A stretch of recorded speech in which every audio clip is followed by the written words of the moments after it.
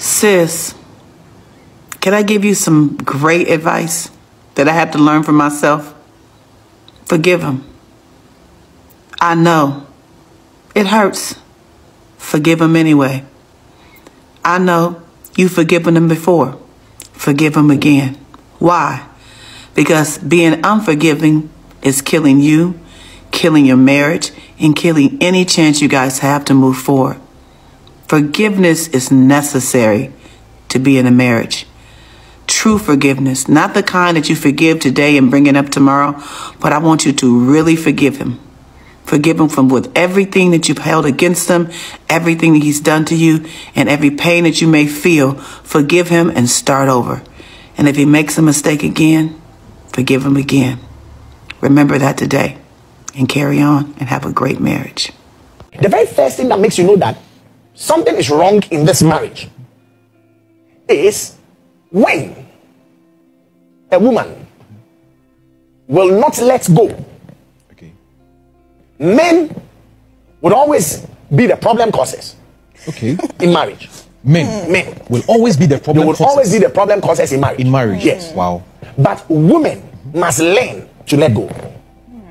Okay. So the problem in marriage is not the one that caused it. Okay. But the one that is not letting go. Then now we have a problem. If the one who is supposed to let the matters go, because there are actions. Everybody has what he will do in a marriage. Okay. The man will bring the problem. Yours is to let go. Let go. But then the refusal of the woman to let go, then now we have a problem. Indicates that there's a bigger problem than the problem. You are not getting it. Okay, talk to me, man of God. The man in the marriage, all right, he will bring problems. The man is a problem causer. Yes. Okay. He will bring problems. All right. In that marriage, as a woman, yours is to let go. Okay. If you don't let go, then you have a marital problem. Oh, okay. Okay. Are you getting it? I get it now, man. Now, so if a woman will not let go, then what will happen is that the man will create more problems. I'm starting to see that most relationships for a woman, even marriage, is all about sacrifice. You're going to have to sacrifice 1,000,000 times more than a man ever will. Just for you to be unappreciated, disrespected, lied to, cheated on, and we all know how the story goes. These videos explain how women have been groomed over the years by the society. They make us women to believe that we are the problem solvers, the peacemakers. We've been made to believe that we should accept BS from men, we should be the docile ones, we should be agreeable, we should be meek, we should be humble, we should have a forgiving spirit, we should always forgive. Men are very hypocritical and they have double standard. A good wife is a woman that sacrifices her life for her family to function. A good wife is a woman that takes the BS from her husband without complaining. After all, he is your husband, the head of the family, your leader, so he has every right to hurt you over and over again. He has every right to cheat on you. This is the mindset. This is how they think. Your leader has every right to trample on you, to misuse you, to maltreat you, and it is in your place to accept those treatments without complaining. Some women even believe that a man has every right to cheat in a relationship. It is his birthright to do so. If my husband cheats on me, I will cheat back. Ndioko. If your husband buys land, buy land. If your husband pays the children's school fees, pay the children's school fees. If your husband pays the bills in the house, pay the bill in the house. If your husband start building house, start building house. Now bad thing una they like to promote. If then check well, some of you, your husband no intentionally they cheat. Now bad character, now pursue na husband come out. Instead of you to be praying to God to change your husband, or sit yourself down and advise yourself. Check yourself and know the reason why your husband is cheating. The fault might obviously be from you. You are there saying, if my husband cheats on me, I will cheat on him. If your husband cheats on you, he will stay in his house. But when you cheat on him and he finds out, you are going to your father's house straight ahead. This is a land at which some women have been brainwashed in our society. They've been brainwashed to believe that the man has every right to cheat on them or on his wife just because he is providing, just because he owns the house, just because society makes him believe that he is the head of the family, he's the leader of the home. And such women won't keep their beliefs to themselves. Rather, they will come online to share that same damaging belief with naive young girls that really don't have understanding of how men are and how the society operates. He proposed once I left him after almost 8 years. Once I left, I regained my security. No more being cheated on, random females calling me, etc. However, we now have a child together. I decided to give it another shot. He became possessive, tracking devices, etc. Blame the passing of his dad on me since we are married, trying to work on it. But I feel he never will truly change. It's like he doesn't want me to be with anyone else, but can't truly appreciate me. That shit is mind-blowing to So me, is it dog. his fault or her fault? It's her fault. Okay, I'm making sure. I'm blaming her for this situation. She put herself in this situation. You know what it was? It was the proposal. Because after they broke up, he proposed, did something grand. Yep. You And she left took him a back. situation where you lost your independence, your security, your confidence. You lost all that while you were with this man. Yep. In a 3-year time span. Yep.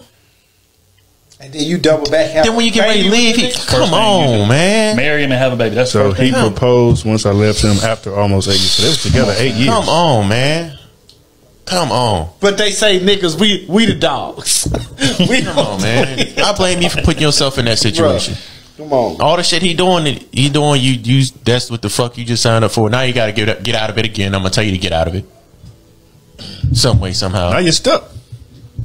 Get out of it, because it's obvious it's not good for your kid either. You got a life together. Motherfucker, that goddamn possessive with tracking devices and all that, blaming tragic deaths on you. Bro, he blamed his daddy death on you. The moment he did that, you should have divorced him then. So the moment that she left and gained all her shit back. Oh yeah, she should have never talked to him again. Exactly. Come on, She man. never You don't talked to do him. that.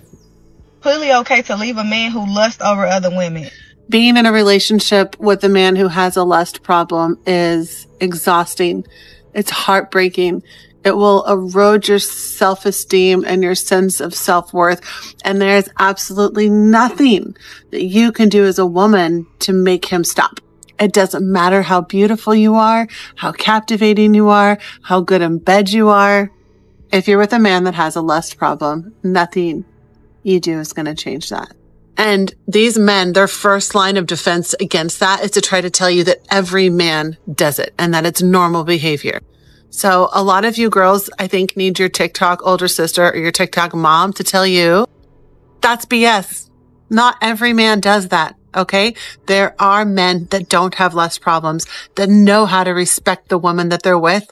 And you deserve to be with a man like that. So yeah, leave him.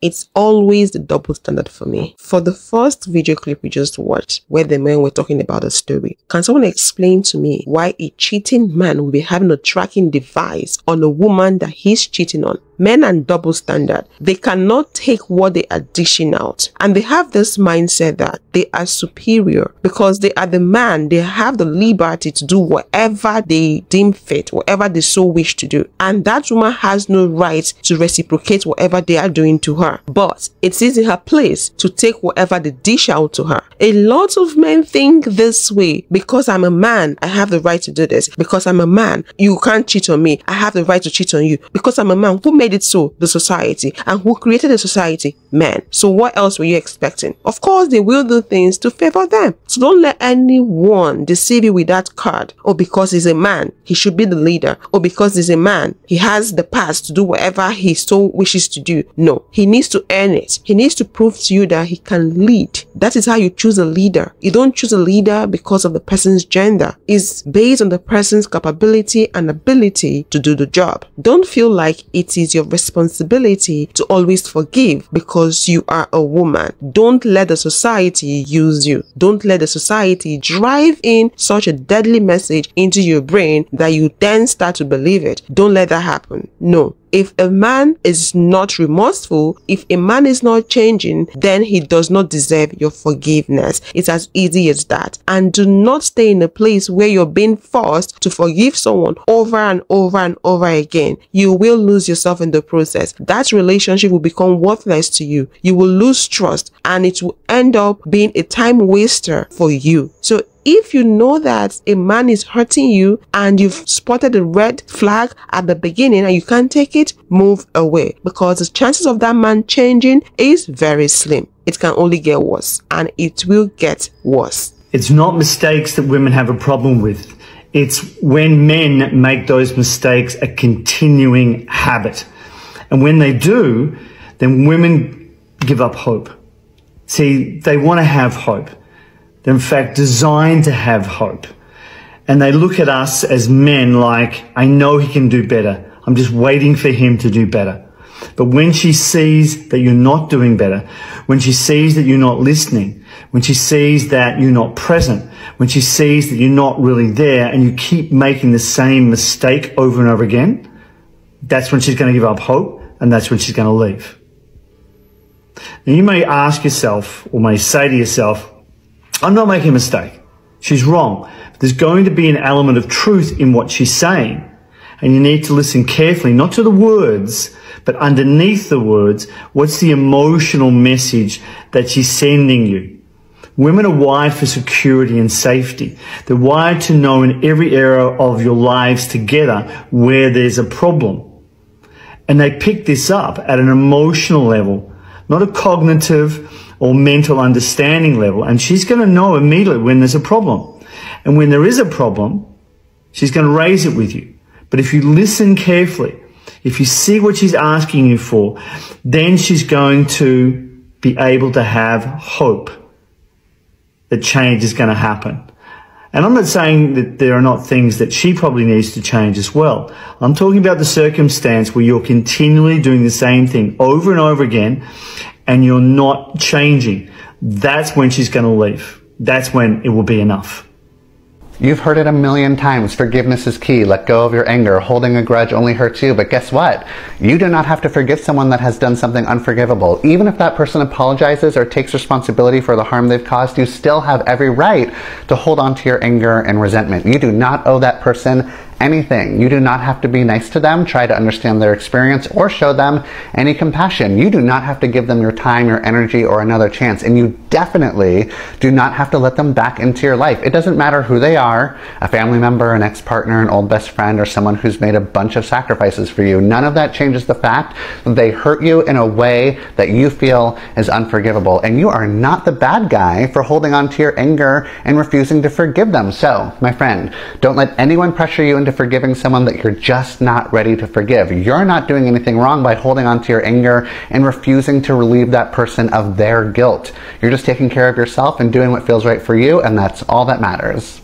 Preserve and protect your dignity. Respect yourself and walk away from a relationship that you've been disrespected on countless occasions. If that man is continuously disrespecting you, it means he doesn't value you. And the reason why a lot of men struggle to change, to do better, is because they have this belief that they should be accepted the way they are because they are the head. Why should they change for their slave? Why should they change when they are the master? Why should they change for someone that is their subordinate? That is the mindset. That's why they struggle to change. Rather, they do expect you to accept them the way they are. So do yourself a great service by uprooting yourself from that situation and moving on. Hey y'all, it's part one of how my baby daddy's girlfriend unalived him for getting me pregnant. Okay, first of all, I did not know he had a girlfriend. Second of all, I found out that I was baby mama number 13. Okay, and I had not a clue. None of this. And so let's just start the story. So I was married for 15 years and I was staying in Houston, Texas with my then husband and our kids. At that point, me and my ex-husband ended up leaving me and my kids homeless. Like, took everything. Nothing. We had nothing. Absolutely nothing. Took everything from us or whatnot and left us homeless. So then I ended up having to move back to Mississippi, where I'm originally from. I'm from Mississippi. So when I moved back to Mississippi, it had been 15 plus years since I had lived in Mississippi. I lived in Houston for 15 years, but I had been gone from my hometown for probably about 19 years or whatnot. So moving back home, everybody had to grew up. You get what I'm saying? That's over a decade. People change. Now, I knew my baby daddy forever. I've been knowing him since we were young kids. I used to mess with him back in the day.